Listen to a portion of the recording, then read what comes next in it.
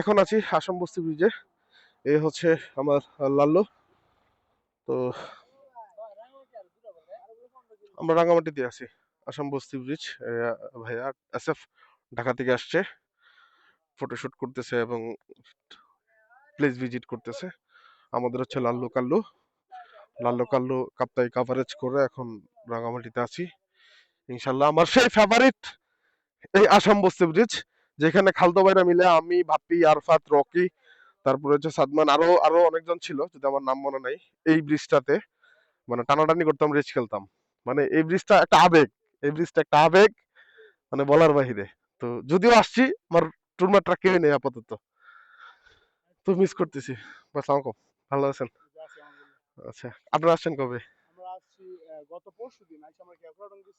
আচ্ছা আচ্ছা আচ্ছা। হ্যাঁ হ্যাঁ হ্যাঁ হ্যাঁ, হাটাজারি হয়ে আপনার ওই যে রামগড় দিয়ে হ্যাকুদি একদম বেড়ে বারাইহাট দিয়ে বেড়ে যেতে পারবেন। মানে এটা ভাই আসলে মানে বলার ভাষা নাই ভাই, এটা বলে শেষ করা যাবে না। তো সবাই দেখছেন, আজকে ভালো থাকবেন, আল্লাহ হাফেজ, টাটা।